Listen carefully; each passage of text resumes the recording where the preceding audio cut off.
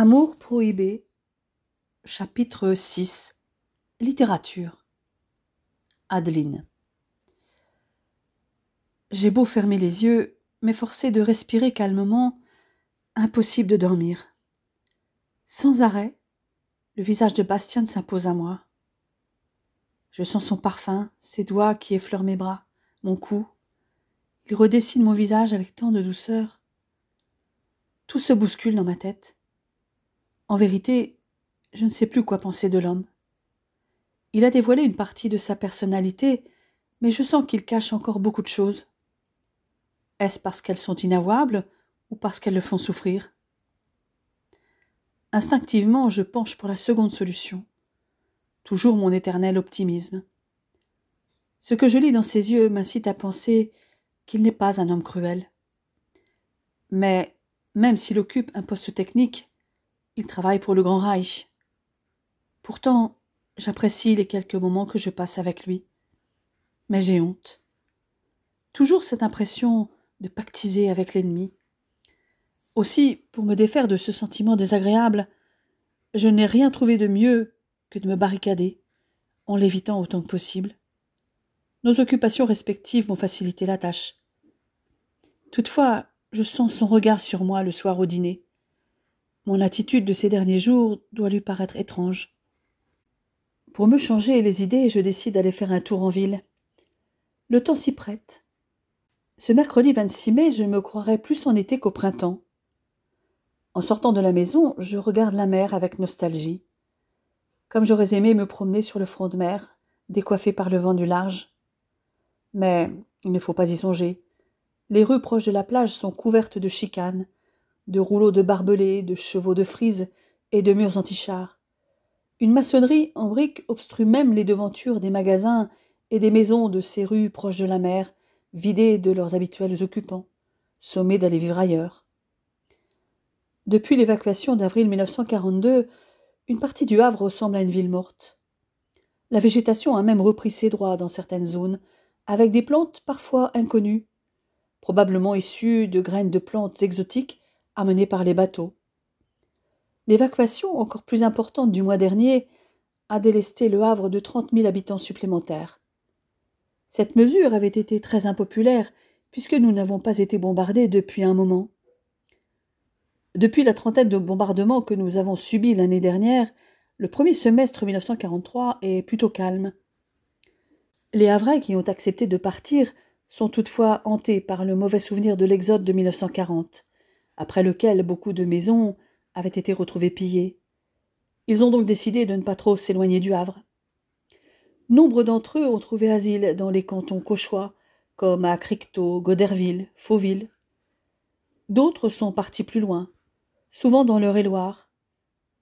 Je me demande quel accueil leur a été réservé, car ces déplacements de population ont dû aggraver les problèmes de ravitaillement dans les villes et villages qui les ont accueillis.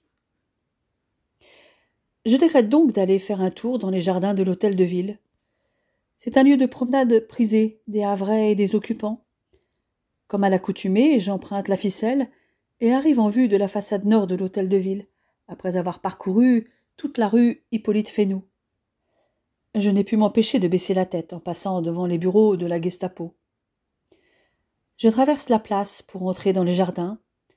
Il y a pas mal de monde, bien que la population ait considérablement diminué. Je croise quelques visages connus. Une maman apprend à sa fillette à marcher, sous le regard attendri d'un soldat allemand d'un certain âge. Sans doute un père de famille qui a laissé là-bas une femme et des enfants. Saloperie de guerre. Je contourne le grand kiosque, cerné de pelouses et de fleurs. J'erre entre les parterres, salue au passage François Ier, dont la statue, les mains sur les hanches, me toise et semble me demander ce que je fais là. Je m'arrête quelques instants pour contempler le côté sud de l'hôtel de ville, notre petit Louvre à nous, avec cette façade presque aussi grande que celle de la mairie de Paris. Son clocheton à 50 mètres de hauteur, ses arcades. Je poursuis mon chemin et franchis sans leur jeter un regard les magnifiques ferronneries qui entourent les jardins. Je marche nez au vent et plongé dans mes pensées. Je m'aperçois que mes pas m'ont amené automatiquement vers ma librairie préférée. Puisque je suis là, j'entre, faisant tinter la clochette de la porte. Suzanne est derrière son comptoir, et un grand sourire illumine son visage lorsqu'elle me voit. « Bonjour ma belle, quoi de neuf à la Villa Bertrand ? J'ai appris que vous aviez hérité de nouveaux pensionnaires. » « En effet, mais pour l'instant, ça se passe bien. Avec le travail, nous ne faisons que les croiser. » J'évite d'en dire plus. Des oreilles mal intentionnées pourraient traîner dans les parages. « Et toi, des nouvelles de ton mari ?» Elle me fait un signe de la tête qui m'indique que non.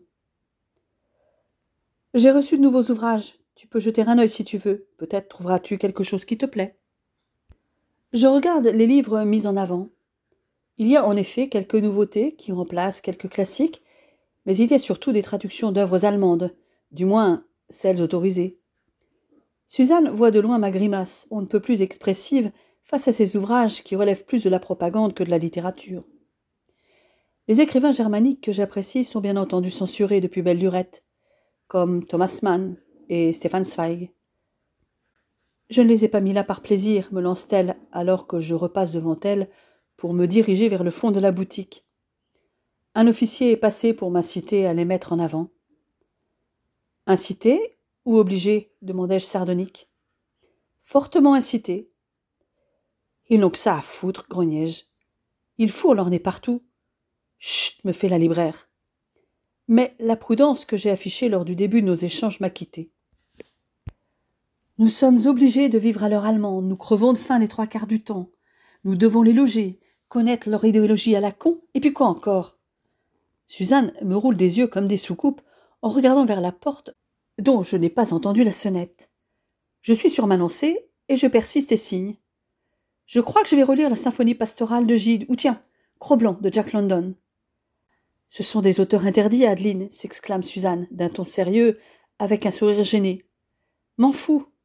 J'aime braver les interdits quand ils ne sont pas justifiés. » Je réalise que quelqu'un se tient derrière moi. Je regarde par-dessus mon épaule. Alderman. « Bonjour, Herr Hauptmann. »« Ma parole, vous me suivez ?» dis-je d'un ton vif.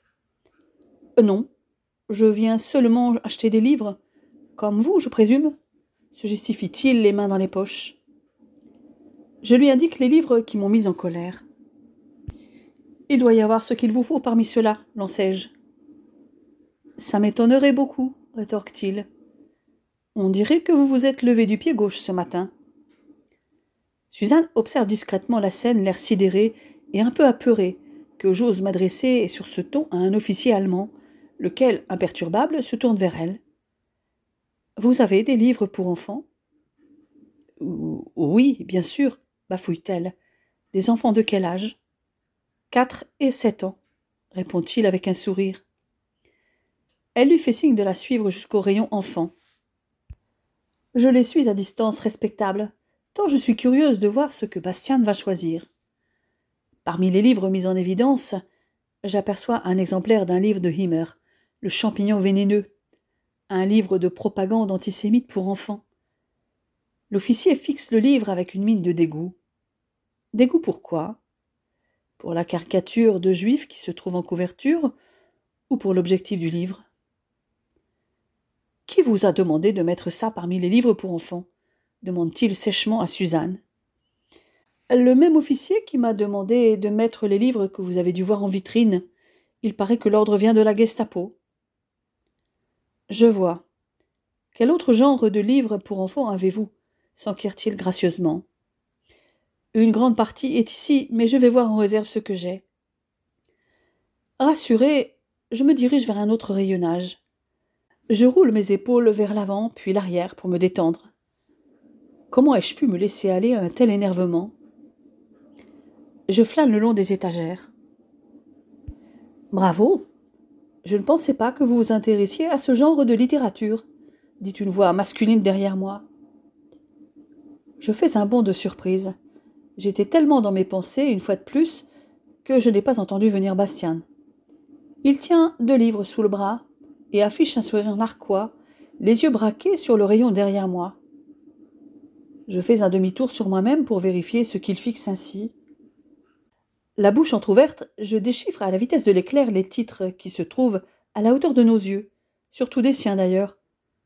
Les 11 000 verges d'Apollinaire, Histoire de ma vie de Casanova, Les liaisons dangereuses de Chauderlot de Laclos, Les bijoux indiscrets de Diderot, L'art d'aimer d'Ovide, Justine ou les malheurs de la vertu du marquis de Sade. Je me sens rougir jusqu'aux oreilles. Mais je me ressaisis. Après tout, je ne suis coupable de rien. Pur hasard. Après tout, ce sont des classiques. D'un genre particulier, mais des classiques tout de même. Bon sang. Il va me prendre pour une fille aux mœurs légères. Alors, pourquoi rougissez-vous ainsi? J'ai chaud, tout simplement, capitaine.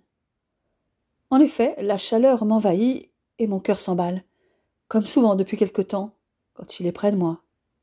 Reprends-toi, Adeline. Ne te laisse pas mener par tes hormones en ébullition.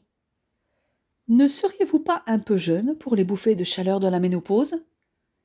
Il se fout de moi en plus. Je crois surtout que vous vous cachez derrière les apparences, ajoute-t-il. C'est-à-dire? Vous êtes loin d'être une ingénue, mademoiselle Adeline. Ne vous méprenez pas. Je ne pense pas que vous soyez une libertine pour autant. Ma parole, il lit dans mes pensées. Je déglutis et préfère ne rien répondre à ses déductions. Il s'apprête à aller vers la caisse, mais je l'arrête en lui attrapant le bras.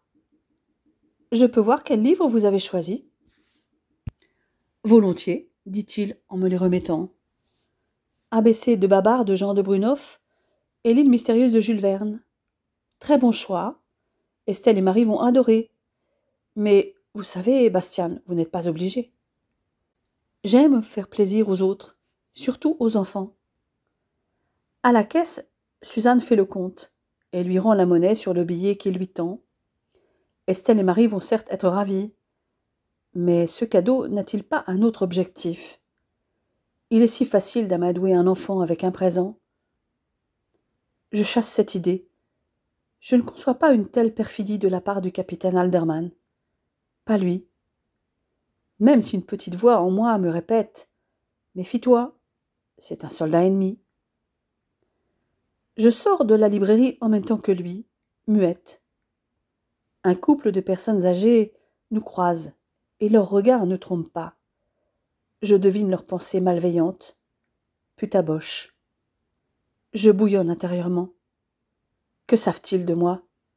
De Bastien. La colère est pourtant déplacée par le malaise que je ressens, et je baisse la tête. Le capitaine me propose de me ramener. J'hésite à peine 2 secondes, et j'accepte sa proposition.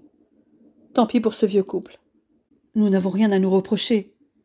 Je relève la tête et souris à cet homme qui me tient aimablement la portière.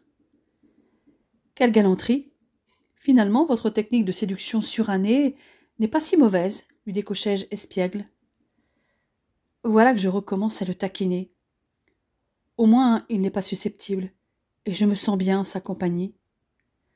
Je me glisse sur le siège passager, et en un instant, il fait le tour de la Mercedes et s'installe derrière le volant.